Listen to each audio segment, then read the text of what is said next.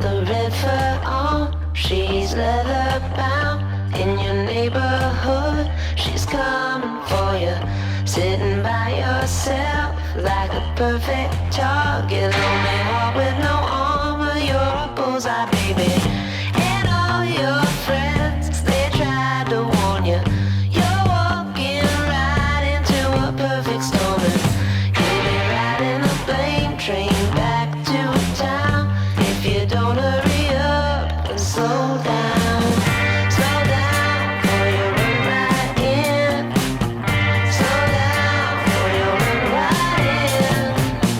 Slow down or you'll run right into trouble. She'll bring you down. Head on, head on, head on collision. By now you know she's bad for This word called shame keeps on pushing me down. This word called shame keeps on pushing me down. I was never the same, but you're holding me down. This word called shame keeps on pushing me down.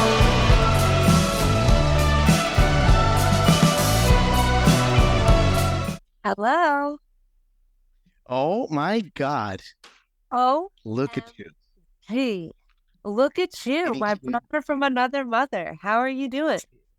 sitting here with the great Katie Schecter. Look at you, Oh, Katie. Look at you. Where are you? Where I live in Nashville.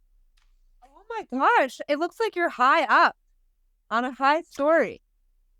14th floor, yes. 14th floor. Yeah. Katie, look at you. You're so cool, Katie. I have to start with this. Were you always so effortlessly cool? Like, in New York, were you like the girl that was wearing different colors and everyone wanted to be friends with you, Katie? Is that how it worked? I do feel like I had a lot of friends and I was friends with everybody for the most part, but I don't honestly think I've ever been cool. Um, but I'm complimented that you think so. Listen, and I think that's part of the secret, and I love it. By the way, where is Only right now? The most rock and roll baby in Nashville. Where is he? Really is. Honestly, she's recently become obsessed with the Beatles and like cries if she's not allowed to watch them. And I'm sort of like, I guess how bad could it be? So I've just been letting her watch everything Beatles. She is out with her dad swinging because they knew that I had a Zoom call with you. And yeah, she's on the swings. So you're telling me that Only, who's like a year, give or take, Yes. maybe even less, she is obsessed with the Beatles. Obsessed. I don't. Okay, I just want to emphasize this. Yes, no. Nick showed her a video for Come Together, and she started closing her eyes at the guitar solo and shaking her head like this, like it visceral, like watching her. And now it's all she wants to watch. So I actually think it's kind of lucky, but yeah, I don't know. She doesn't want to watch. She's got. It's crazy. She's gonna be debating at 5 years old in the schoolyard whether the White Album was better than the whole like Yoko hope so. Ono and all that. I I hope so. She has her favorites too. Like, she's not really as much into early Beatles. She likes sort of the later stuff, like Penny Lane, She's amazing. and she's like, yeah, that one. And I just let her choose. I'm just like, where you lead, I will follow. You're the boss. There we go. It's in the DNA. That's what we take away from here. And I know you were always a night owl, Katie. But since she's been born, has this changed any? Like, do you find yourself now, writing hooks and choruses at 4:30 in the morning? No, I'm sound asleep usually on a good day by 9 p.m. Obviously there are exceptions to that, but it's like that's been one of the hardest things for me to get used to as a parent because I used to stay up really late and sleep in, and I never had a reason. I would choose jobs that happened later in the day. Like I never had a reason to wake up early. And now it's like without fail every day I'm up at 6:30, and that's been a little bit of an adjustment, but I'm starting to like it, I think. I don't have any choice. There's no choice, so I better. Evolution. I love it. I love it, Katie. By the way, Katie, I have to tell you, I'm impressed with your social media, and let me tell you why. Musicians today, you gotta have more and more material to feed, like your followers, revelations. Fans now. It's different than like when you and I were kids. I guess. Like I remember growing up, rock stars. If you remember, you didn't know anything about them. You were desperate to find out whatever you could in the liner notes, like just whatever you could. And I think you have found the perfect balance, Katie, where Oh my God, that makes me feel so good. like I don't know how you've done it better than anybody in this town, where you kind of like just give enough, but you're still mysterious, Katie Schecter. Like it's incredible. You know what I mean? I think you're my best friend. Like, I need to keep you around all the time because you make me feel good about myself. And I'm always kind of doubting myself when it comes to that because, like, I like to create and make art, but this is like a different beast that I feel like you can be creative using it. And at the same time, it's almost like the anti-creativity. So it's like been really hard for me to kind of figure that balance out. And part of me feels like I've like thrown in the towel and that I'm going to fail at life because I don't participate every day. Mm. But I don't want to. And I think that just makes me feel really good that you seem to think I'm doing an okay job at that. You're doing an amazing job. I think more people, I think that's kind of like where people will be headed in like 5 years. And it's going to be like, yeah, Katie Schecter was in there like years ago. Where were you? And Literally, J-Rod, you are my bro from another mo. I tell you what. right. It's a really, I just think it's interesting, like the way that it's the direction it's gone, and I don't think it's better than what was. Like I don't feel that I don't think it really serves the art to do all the stuff around it all the time. It creates a lot of noise and distraction, and I'm like I'm really concerned with legacy. Mm. And I'm really concerned with the idea that one day I won't be here, and what will I have left behind that will speak for me in my place? Mm. Obviously, my beautiful daughter, but from a creative standpoint, I just want to make work that I'm proud of. I don't want to have a million images of myself. I want to have 5 really good ones. Like I'm sort of just like, how do you I don't know. That's just what's important to me. So yeah, you're killing it. No, keep it up, Katie. And let me ask you about private schools in New York, because your story is fascinating. I could talk to you for 17 hours, but you went to an all girls school, the native school, right? No, I actually went to the Chapin School for girls on the upper side, and sorry. Okay. Okay, so you went to an all girls school. That's great. Were you consumed by music at this point already, like, in the hallways of Upper East Side New York? Like, is that kind of like how it was? Yes. However, so I grew up in a really musical family. My dad composed music my whole childhood and before I was around. And my brother was also a musician. And I always, any car trip we took, it was like, honestly, listening to a lot of Beatles and learning how to harmonize and trying to find where I could fit in with that. My grandmother's an opera singer on my dad's side. On my mom's side, my grandfather was a big band drummer. It just was like always in the DNA. Sure. And my dad wrote some musicals, and I remember being like really little and getting to sing background vocals in the recording studio and just being like, this is the coolest ever. But I always felt insecure, like I wasn't good enough to do it myself until I left home. And that's when I really started writing my own music. That's so interesting, Katie, that you say that. Like, were you a good singer from like that young age? Because was it a gift, in other words? I remember I once heard an interview with Ed Sheeran, and he played an old tape of him singing, and it was horrendous. And like, he basically taught himself. He said, I have to become a good singer. Was this kind of like, even though you were in a musical family, like, was it a gift, or like, did you have to work at it, Katie? I think maybe a combination of both. Like, I think knowing how to harmonize in the right key came naturally to me. Learning how to find my own voice within music was the hard part. And I think I'm still trying to find that. And that's like my endless quest.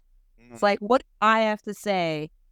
And how am I saying it differently from everybody else? Like that's, Okay. I think, yeah, as long as I'm alive, I'll be working on that.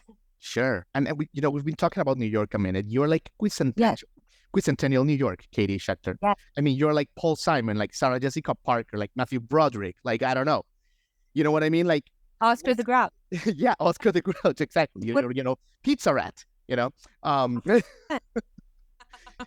was it must have been a big deal for you, along with Nick to kind of like leave the city. Was it a big deal?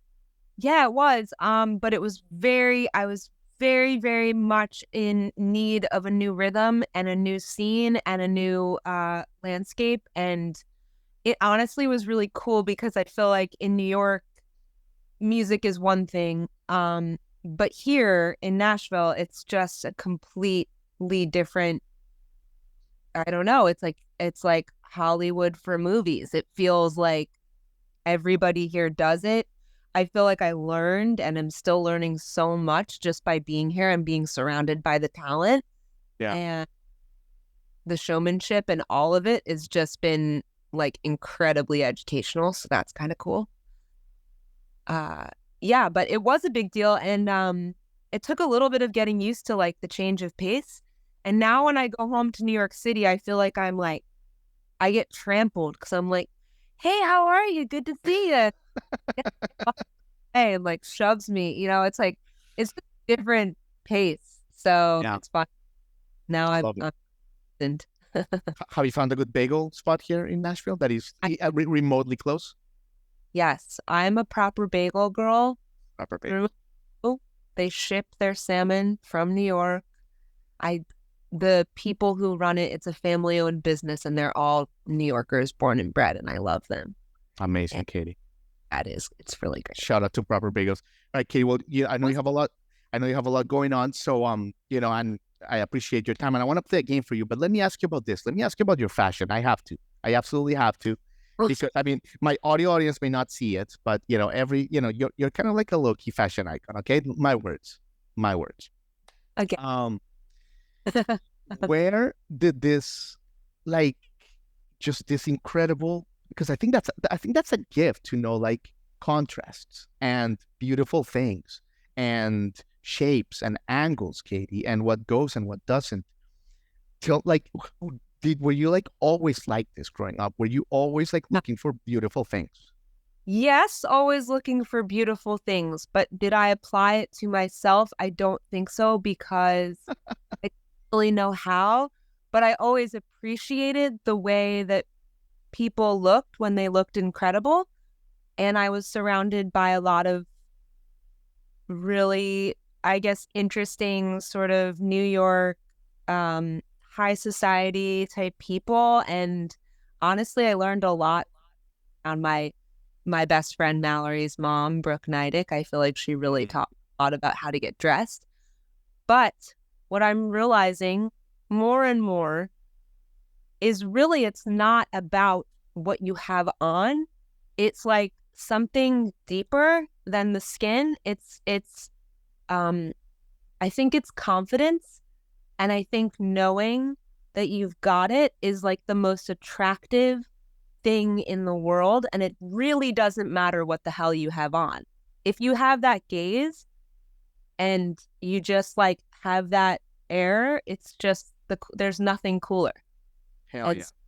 I guess I try and strive for that. Some days it's not always easy, but that is epic quote right there, Katie. Thanks for that. It's so true. So true.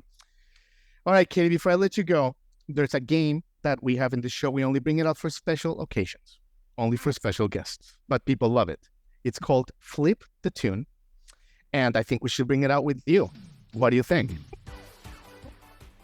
Are you down for this? Of course. The way the game works is we play 3 10-second clips of your songs, but we play them in reverse. Oh my God, this is crazy. And we just want to know how well do you know your songs. What what if I mess up? What does that say about me? Oh no. People Okay. do it all. Listen, people do it all the time. Oh my God. Okay. All right. So let's do it. Let's play Flip the Tune with Katie Schecter. What do you say? Okay, I would love to. In this little bed, so if I had it or let you sure not to. Had the shingles brought and slip, so I had you. Let's see. Hold on. I know it. It's Wet Cold Chain. It is Wet Cold Chain, Katie Schecter. See? Had me, but See, you're already like, on the very right path. I'm a professional at this game. You're a professional at this game. All right, let's go with the second one, Katie Schecter. You are killing it. It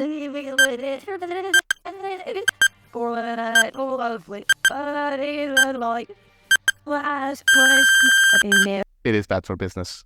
You know, my husband's guitar playing is so iconic. It's the dead giveaway. Is that the giveaway? Yes, Nick Bockrath. Oh God, yeah. But your husband's great, by the way. That makes sense. That makes sense. That you're all right. All right. I mean, you're two for two. One more to go before you get the trifecta. Hey, Rod, my anxiety. Katie Schecter, you're a legend. You're absolutely killing it. Very yummy.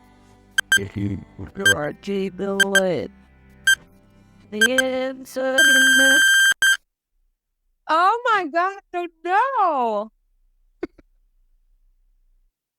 Hold on. Is it? Oh no. Can I get it again? No. Oh. No, you can't get it again. Oh my God. Is it Dear Charlene? Oh. It's Heap. Oh my God. Oh my God, that was a hard one. I know.